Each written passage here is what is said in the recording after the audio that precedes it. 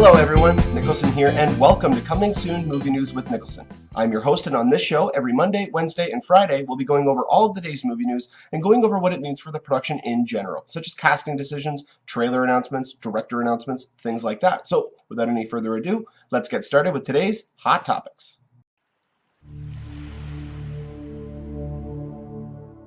And the first topic that we have to talk about doesn't really have a lot of information, but allows us to really speculate. Legendary Pictures has come out and announced a June 8th, 2018 release date for Godzilla 2. Now, I need to start all this off with, I called it. If you guys remember my Comic-Con video of the announcement of Godzilla 2, the official announcement, people were speculating, oh, maybe 2017, whatever year it could be. And because of his duties, director Gareth Edwards has signed on to do the first Star Wars spin-off film, which is scheduled to be released in December 2018. He will most likely have already started on pre-production of Godzilla 2, which means that he will be filming in 2017 and releasing in 2018. A couple of the really kind of ambitious aspects of this are really cool. Legendary Pictures is really starting to set up their filmography. So, as a namesake almost, like they are legendary films. I mean, we just had Pacific Rim come out, which was a great action adventure with great sci-fi and fantasy involved in it as well. It wasn't a quality script, but it brought out that inner child, which is what movies like that need to do. And so, in 2016, we have the previously announced Skull Island, which is going to be a King Kong prequel coming out in November of 2016. Then, in 2017, we have Pacific Rim 2, which is the much anticipated sequel to the film I was just talking about. I am very excited for that. Guillermo del Toro getting to play around in his playground again, obviously that's cinema gold. I cannot wait for that film. But then, next year, in 2018, we have Godzilla 2. So every year we're going to have a sort of giant monster film, which I'm very excited about. They're going to very much contrast all the superhero films that we're going to be getting, because we're going to be getting a lot of those. We're now in the era of established properties. We're no longer just in the sequels and reboot section. We are in only dealing with established properties, whether or not it be a best-selling book on the New York Times bestseller list, or it being a television series, which they're going to be bringing to the theater, or if it's going to be a sequel to a hit movie, or even a sequel to a movie that came out decades ago. That's really all that we're seeing, which is really a shame, because we don't necessarily need the $200 million films. I mean, they are great, they're very entertaining, they're great escapism, but they are taking away from the fundamentally creative aspects of certain directors and certain writers out there who have really great ideas and stories, but studios are just unwilling to take the risk with that, because they've seen in the past movies they take a risk on, again, inflating the budget or getting actors, talking to you, Transcendence, getting actors that require almost half of the production budget just to go to them.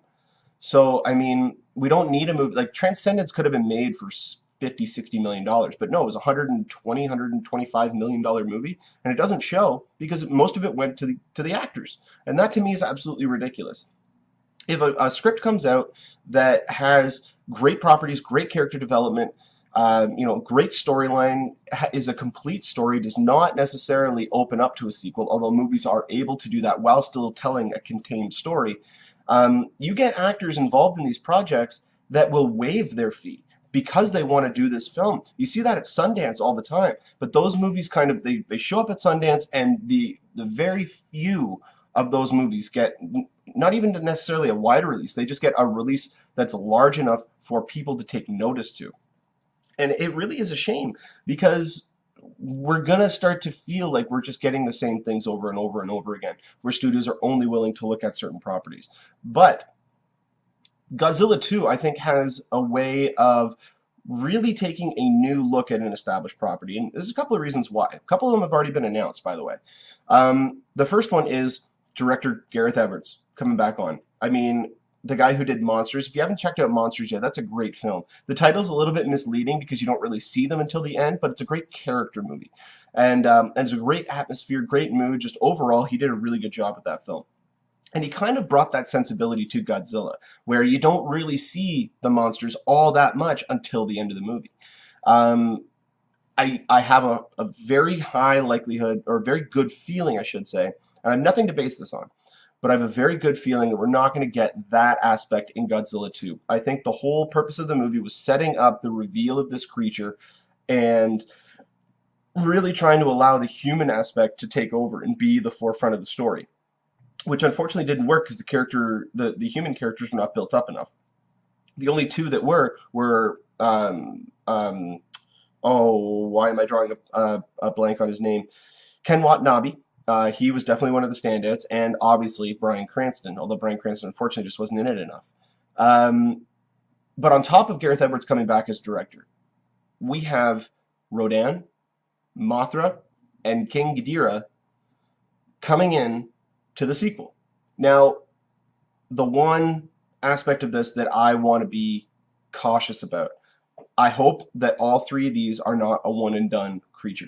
These are pretty much the three biggest creatures that Godzilla has ever had to face in his entire pantheon of characters. So my hope is that one of them is set up to come back into a sequel, and I hope that they do that, because if they use up all three of these characters and they're thrown by the wayside, we're going to get another Spider-Man 3 or Amazing Spider-Man 2. Kind of sucks that both of those properties have a really bad handling of their villains, but where they are underutilized, they're there just to sell toys and memorabilia, and don't really do anything for the story.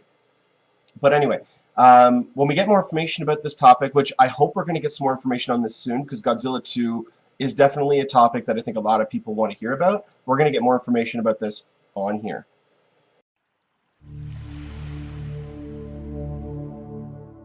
And the next topic I want to talk about is we're starting to get a little bit more movement on Bad Boys 3. Now, I still remember there was an interview that was done, I believe it was Will Smith, way back right after Bad Boys 2 came out. And they were talking about the prospects of Bad Boys 3, and they said, listen, you know, it's been, what was it, 8 years? I think it was 94, 95. I think it was 95 and then 2003. So it was 8 years between the first and second one. He said, listen, the amount of time it took for us to get a sequel, I mean, expect Bad Boys 3 to be sometime in 2011. Well, 2011 came and went, and it was just kind of a throwaway line, but the fact that we still haven't gotten a Bad Boys 3 is very curious, because both of those movies are very financially successful. But Martin Lawrence, who was one of the co-stars of the first two films, was just on Conan the other day, and he was asked actually about Bad Boys 3. And he said, actually, you know what? I was just speaking to Jerry Bruckheimer yesterday, and he said that you know, they're really working on the script. It is a real thing. They are actually developing it. They're getting close to a finished script, and if they are to get to that, then they're going to move forward with it. At least that's the hope. And I know that in the past, Michael Bay has expressed interest in this property, and with him now not coming back to do Transformers 5, or at least that's the word that's out there, that he's not keen on coming back. I kind of hope that's the case. That you can see that he's getting tired in this universe that they've set up of Transformers. He really doesn't have the gear anymore to go ahead with it, to try to create something new and inventive. He really needs to step aside. So Michael Bay's actually doing a documentary on, I believe it's elephant poaching, and that's really going to try to cleanse his slate, or cleanse his palate, if you were. But he could want to return. I know that he has expressed interest in wanting to come back to it. The biggest question mark as to whether or not this movie is actually going to happen is Will Smith. And Will Smith kind of has an air of douchebag around him. Because, I mean, the guy, it's almost like he doesn't realize that he's only had one hit movie in the last 8 years. And that was Men in Black 3. Every other project that he's tried to bring to the forefront, or at least tried to do, has resulted in failure. And I don't think it's just because of him. I think he's just not picking the right roles. He doesn't want to be what happened with, you know, like Vin Diesel and all those guys who just returned to the movies that made them successful. And I mean, here's just a couple of properties that he has refused to be a part of or dropped out of after being involved. There's Independence Day 2, which is coming out in 2016. He said that he's not going to be part of that. The most famous one is Django Unchained, where he came back and he said that, listen, Django's not the lead character. I need to be the lead. I need to be the one to kill the bad guy. And yeah, he wanted Quentin Tarantino to do all these rewrites on the movie to expand the Django character and make him more make him more of the central character as opposed to it being a co-lead movie. I mean, Christoph Waltz and Jamie Foxx are both the leads in that film, even though the title suggests that it is Django's movie. But he also just recently dropped out of Brilliance, which that was a surprising move because that movie actually kind of sounds interesting if it's handled the right way. And one of the biggest ones of all was back in 1999, or actually I think it would have been 1998 when they were actually doing the movie. He turned down the role of Neo in The Matrix. I mean, this guy does not have the greatest track record of choosing his projects. Outside, obviously, I mean, his agent has handed him all of these films that he's been a part of that he led, and that was back when star power was what could draw people to a movie. That's no longer the case. We no longer live in that age anymore. I'm pretty sure that the only way that they're going to get Will Smith back, at least if he continues on this trend, because he has become a real douche. I mean, there's no real other way to say it. He's an idiot. He is an absolute idiot when it comes to choosing his projects. I mean, if he is going to take more of a producing role on films and shy away from acting and not really dealing with that, then announce his retirement. But don't think that you are still the same person that you used to be, because he's not. Like, Will Smith is not at all what he used to be. He thinks that he is king of Hollywood, and he is not. You want to talk to king of Hollywood right now, at this point, at this time? You go talk to Robert Downey Jr. There's nobody else right now in Hollywood that has more credentials than that guy. That guy, if he wants something made, he will get it made, no matter what. And that's what Will Smith used to be. And he needs to basically take a big look in the mirror and see what has caused all of the projects that he's been a part of to fail, outside of After Earth, which was just a colossal nightmare from start to finish. But I guarantee that if they write a role for Jaden in Bad Boys 3, you're going to guarantee the next day you're going to hear Will Smith has signed on. Because there was a rumor going around about Men in Black 4. After Men in Black 3 came out and was a big hit, they wanted to continue on with the series. And there was a big rumor that went around that said Will Smith would only do the film if they allowed Jaden to be a part of it. They wrote a role for him, and they said no. So that's why we're not getting a Men in Black 4, at least right now.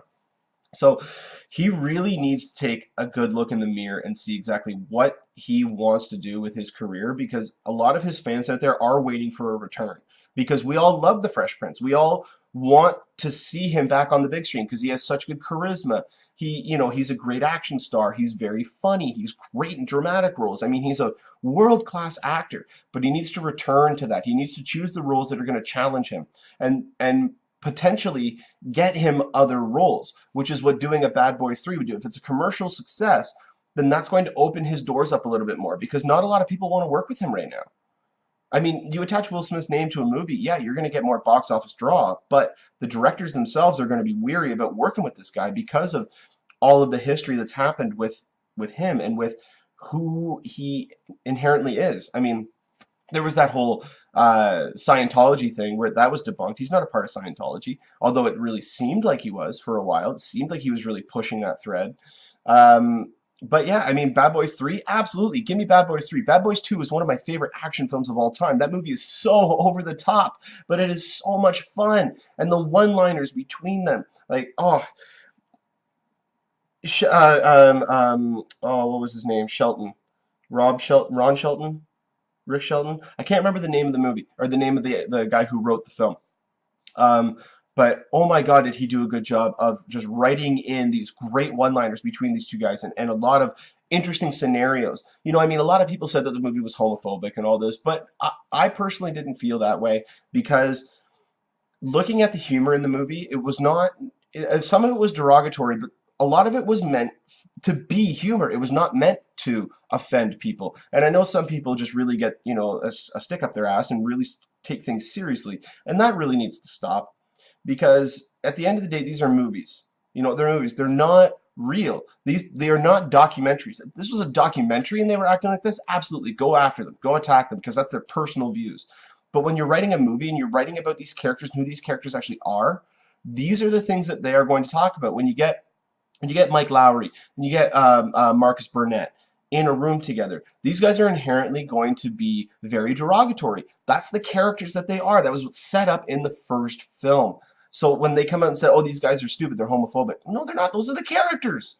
They're not the actors. It's not the writing. It's not the film. It's the characters themselves that were set up in the first one, and they did evolve throughout the second one.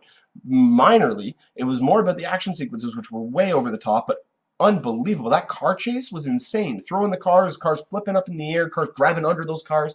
It was just crazy. So much fun. If they can bring that back to the third one, then they definitely would have a hit on their hands. But we need to hear from Michael Bay. We need to hear from Will Smith. We need to hear from these guys about whether or not they are actually interested in this property, because I hope that they are. I really do, because this movie could become a massive box office success and reinvigorate Will Smith's career and get him back to the forefront, because I think a lot of us do want to see him, but he needs to stop being such a douchebag about it and actually pick roles, not because he's going to be on screen the most. Pick a role that's good. Pick a role that's decent. That's got a lot of depth to it. You don't need to be the lead, Will. You don't. You have a bajillion dollars. You do not need the money. Choose roles because they're fun. Choose roles because you're going to have a good time. And choose roles that are possibly going to challenge you. Don't choose them for the money. If they can't pay you, look at the script. Look at certain aspects of that movie that could potentially highlight your career in a better way and get you even more properties and more projects that you can work on. That's the way that you should be looking at it. But unfortunately, he's not. But if we get more information about Bad Boys 3 on here, I will definitely update you guys on here.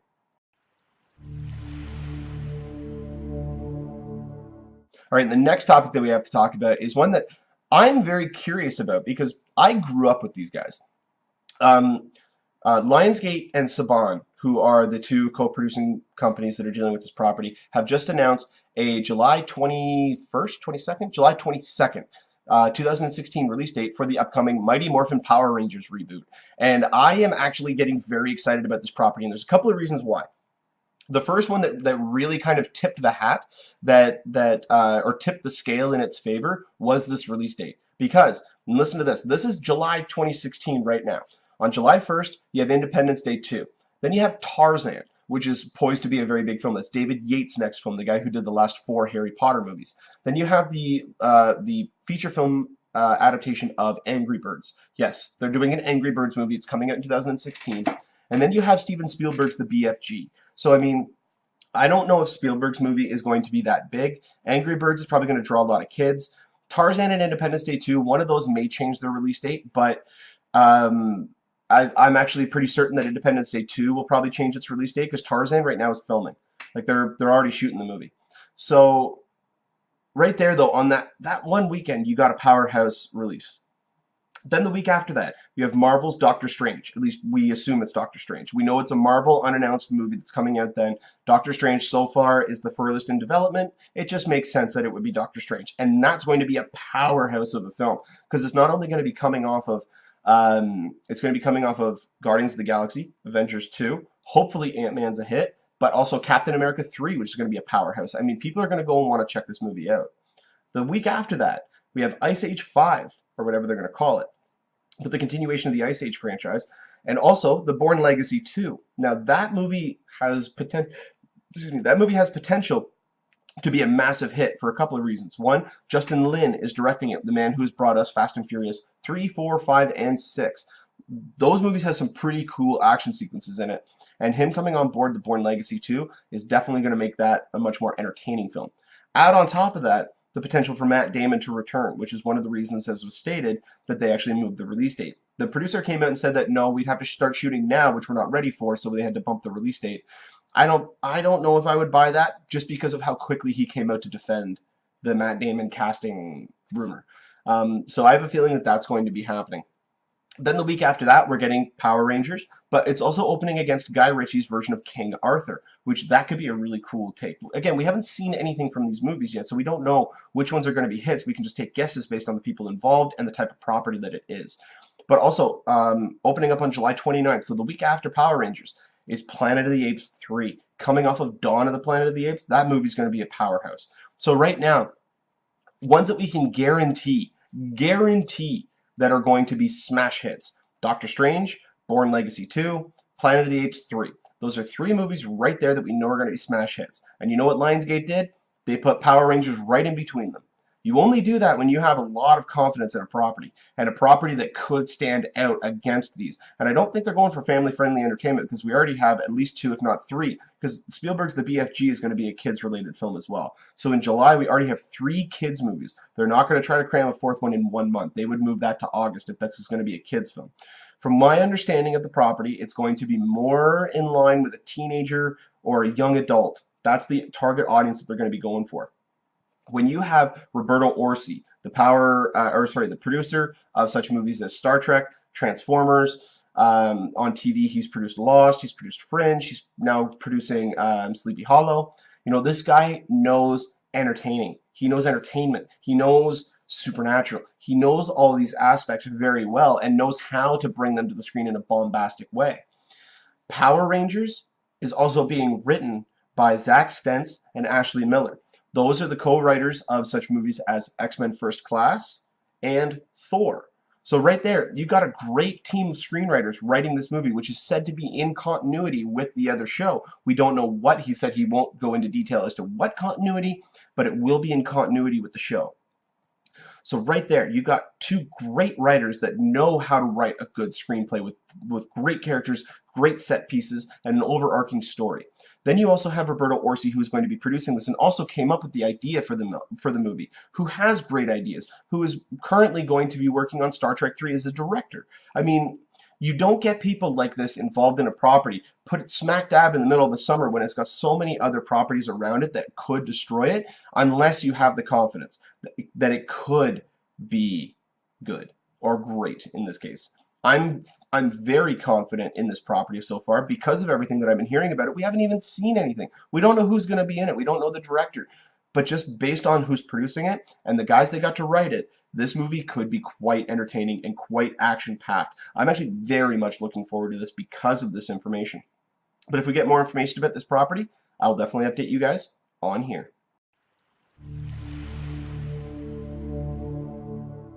All right, and the last topic that we have to talk about today is I'm actually bringing back user questions. It's been a while since I've actually got some questions on the show, but I got a great question, which had me actually think about it too, why we haven't gotten this. But there's a lot of reasons as to why. So the question comes to us from Jason Mercier, and the question was, will we get an A-Team 2? So for those of you who don't remember, A-Team was a TV show back in the 80s that was remade back in 2010, starring Liam Neeson, Bradley Cooper, Shartlow Copley, and Rampage Jackson. It was made by Joe Carnahan, and all these things coming together, the movie looked fun, it looked action-packed. The problem is that it opened up against Karate Kid. So the movie didn't do very well in theaters. It opened up against Karate Kid, which was a colossal hit, made $400 and some million plus or minus worldwide. But A-Team, I don't think we're going to get one, because here's a couple of just facts. This isn't because of the storyline or anything. This is just facts. The movie cost $110 million to make. That was just its production budget. That's not including P&A. So that's print and advertising. That's all the marketing and all that stuff that comes along with it. It made $177 million worldwide. When you take into consideration, and this is just taking in what the theaters would actually take in from the film, which is about 20 to 25%. And then factoring in the additional deals that Liam Neeson and Bradley Cooper would have had on the film, which would have been about 2 to 3% of the overall gross of the film, which they wouldn't have really got because the movie didn't make back its money. But with everything, the film needed to make at least $175 million just to break even. And worldwide, it made $177 million. So even if we don't have all the details and we don't know exactly what back-end deals there were for the film, it just broke even. So it more than likely lost money. It's unfortunate because the movie looked really fun. The trailers made it seem a little bit more dumb than it actually was, because when the reviews came out, the reviews were kind of harsh at first. And then after about 3 weeks or so, people started to come out and say, listen, I don't know what all the hoopla is about. I don't know why people are bashing on this film so much, because it is really entertaining. It's fun. You know, it's got over-the-top action, which is what a property like this needs. Again, I don't think they needed to go as big. They didn't need the property. I mean, $110 million is modest for the size of film that it was. You would think that looking at that movie would have been 140, maybe 145, but no, 110. If this movie was made for 80, we'd be singing a different story. I'm pretty sure there would already be a sequel in development. But on top of all this stuff, Bradley Cooper was not as big of a star as he is now back in 2010. Remember, he's now got 2 Academy Award nominations under his belt. And, I mean, with all this stuff coming into play, I don't see it happening. I don't see the studio taking a chance on doing this one. I see them doing another reboot, and I can see them doing a reboot probably in about 5 to 10 years. More likely 10 years. They've got other properties that they're trying to deal with right now. And yeah, it's overall just a very fun film. I had a lot of fun with it. I really like Charlotte Copley as I'm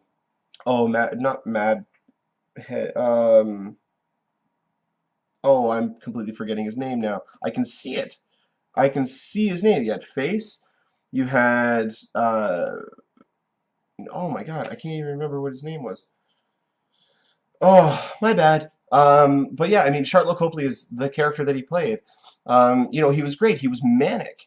I just loved how when he was stitching up the guy's arm, he stitched it into a lightning bolt. I mean, he was just kind of crazy and kooky. And Charlotte Copley played that perfectly. And I mean, the camaraderie between all the guys I thought was really great. But yeah, I mean, look for a remake in about a decade. I highly doubt we're going to see a sequel. Not to mention Joe Carnahan's new movie that's coming out. I believe it's called Stretch. I may be incorrect on that. But that movie has been delayed indefinitely. It was scheduled to come out back in April, I think, April or May. I think it was actually April. And about 2 months before the movie was going to come out, they pulled the cord on it, and they weren't releasing it. Now, it's kind of up in the air as to whether or not it is going to be released theatrically or if it's just going to be dumped on home video and on demand. But that doesn't bode well for a director like him. He does not have the credibility to go to a studio and say, listen, I'm going to come back and I'm going to do this property for you. And the only reason I'm going to sign on is because you guys are going to greenlight this. He doesn't have that clout in Hollywood, which is unfortunate. But if we do get an announcement of a sequel or a remake, which I would much rather see a sequel because I think the camaraderie between these guys is a lot better than we originally thought. But if we get any more information about this topic one way or another, I will update you guys on here. Well, that'll do it for us here on Coming Soon Movie News with Niklsun. Thank you so much for watching. You guys have been a great audience. Don't forget to click subscribe there on the bottom corner. You can get updates whenever we post a new video. You can find me on Twitter at Niklsun, Niklsun, for all of your movie updates. And you can find me on my Facebook page at facebook.com/movie news with Niklsun, where you guys can start a discussion and talk about anything involving movies. So, until next time, you guys enjoy the rest of your day. Take care.